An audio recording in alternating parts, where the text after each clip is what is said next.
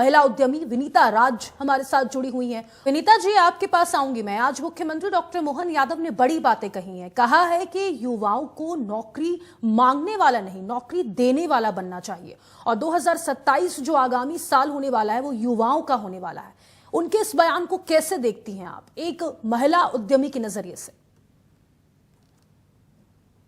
देखिए, सबसे पहले तो मैं जो आज आपकी न्यूज अभी मैं सुन ही रही थी, हम जब से आपके साथ बने हुए हैं जी। ये एक बहुत बड़ा आंकड़ा। देखिए, भारत दुनिया का सबसे युवा देश है।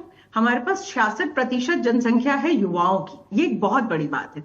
आज दुनिया के देश जब पॉपुलेशन से खाली होते जा रहे हैं, तब पॉपुलेशन होना और उसमें भी युवा पॉपुलेशन होना हमें बहुत एडेड एडवांटेज देता है। उसमें भारत में मध्य प्रदेश में 2 करोड़ युवाओं का होना हमारे प्रदेश को बहुत सशक्त बनाता है।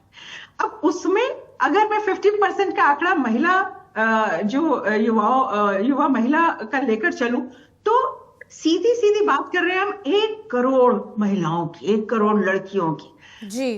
आप अगर एक स्टेट का सीएम, एक स्टेट के चीफ मिनिस्टर इस पूरे कंपोजर को सशक्त बनाने की बात करते हैं, तो आप सोचिए 1 करोड़ से, अगर सिर्फ महिलाओं की, चूंकि आपने बात पूछी, हमारी ताकत 1 करोड़ गुना बढ़ जाती है और इसका स्कोप बहुत ज्यादा है। देखिए, भारत दुनिया को लीड करेगा, ये कोई एक हमने हवा में बात नहीं कह दी है। हमारे प्रधानमंत्री जी ने या हमारे चीफ मिनिस्टर साहब ने जो 2027 को एक युवा साल घोषित किया है, ये कोई हवा में बात नहीं है, क्योंकि हम हैं, हम में वो ताकत है, हम में 66% वो पॉपुलेशन है और दुनिया को सही मार्ग दिखाने का मद्दा हम में है। और अब रही बात महिलाओं की, तो महिलाओं के लिए देखिए, हमारे यहाँ तो, हमारे स्टेट में तो वैसे ही महिलाओं को लेकर बहुत खास योजनाएं हैं। उन्हें हम सपोर्ट सिस्टम भी उनके लिए, अब जैसे बताया कि भाई स्किल डेवलपमेंट उनका पूरा किया जाएगा युवाओं का। तो इतनी पॉपुलेशन ऑलरेडी है और जब वो स्किल्ड होगी तो हमारी ताकत हजारों गुना से बढ़ेगी। बिल्कुल बिल्कुल। विनीता जी, देखिए, डिजिटल इंडिया का युग चल रहा है, सोशल मीडिया का दौर चल रहा है। ऐसे में अगर महिलाओं की बात कर ली जाए तो पहले की तुलना में अब सोशल मीडिया के दौर में क्या एक महिला को अपना बिजनेस शुरू करना ज्यादा आसान लगता है? बिल्कुल पते की बात जिसे कहना चाहिए आपने कही है, बिल्कुल आसान लगता है। मैं आपको आज ही का एक छोटा सा एग्जांपल देती हूँ। मैं अभी एक फेयर में गई, तो वहां मैंने एक लेडी से बात की। मैंने कहा, अच्छा, आपने यहाँ ये स्टॉल लगाया है, और यही मध्य प्रदेश में इंदौर में उसका स्टॉल, बाहर से आकर पार्टिसिपेट करी थी, बहुत एक्साइटेड थी। तो मैं ऐसे बात करते करते मैंने उससे कहा कि ऐसे सब ढो ढो कर ले जाना और इतना आपको दिक्कत नहीं होती?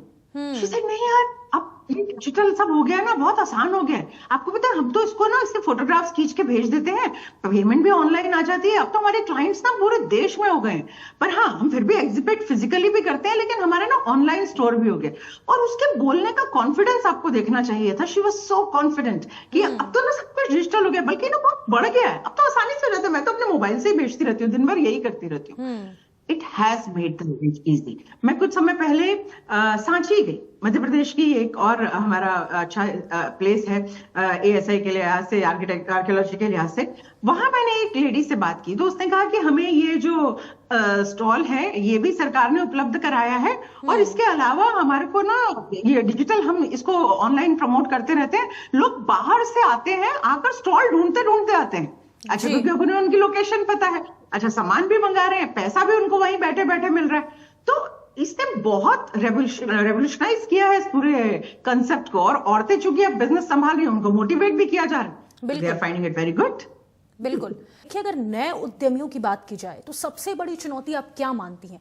फंडिंग की सबसे बड़ी चुनौती है या फिर मेंटोरशिप की सबसे बड़ी चुनौती है?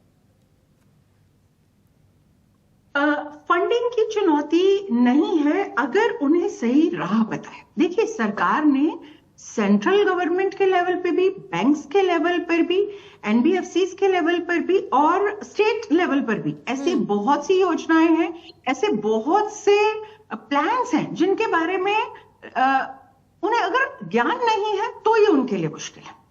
और हाँ, एक और बेसिक इसकी रिक्वायरमेंट है कि उनका आइडिया जो है वो सेलेबल, वायबल होना चाहिए। एक बहुत अच्छी बात कही मेरे फेलो वक्ता ने कि आज का युवा बहुत कम समय में बहुत लंबी कूद बहुत लंबी छलांग लगाना चाहता है। बिल्कुल।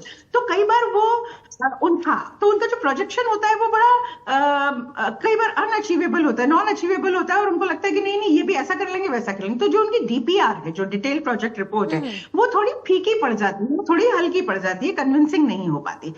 यहाँ पर मेंटरशिप का रोल आता है। मेंटरशिप की मुझे लगता है मेंटरशिप भी अवेयरनेस है, क्योंकि सरकार ने स्किल डेवलपमेंट के लिए, मेंटरशिप डेवलपमेंट के लिए बहुत अच्छे मेंटर्स का पूल भी बनाया है। लेकिन मुझे लगता है इन दोनों के बीच का जो कनेक्ट है वो कहीं वीक पड़ रहा है, क्योंकि सही मेंटर मेंटी रिलेशनशिप डेवलप नहीं हो पा रहा। क्योंकि अगर एक सही मेंटर होगा तो वो उन्हें राह भी दिखा देगा कि देखो भाई तुम्हें पैसा यहाँ से मिल सकता है, तुम्हारा ये जो प्लान है इसे ऐसे नहीं ऐसे बनाओ तो ये ज्यादा अच्छा हो सकता है। इसमें वो अनुभवी लोग भी उस पूल में आ सकते हैं जिन्होंने अपने अच्छे जो है स्टार्टअप्स लगाए हैं, खोले हैं और अच्छा बिजनेस स्केल किया है। तो ये जो मेंटर मेंटी रिलेशनशिप है, मुझे लगता है इस पर काम नहीं हो रहा है, गलती यहाँ है। बिल्कुल सही कहा आपने।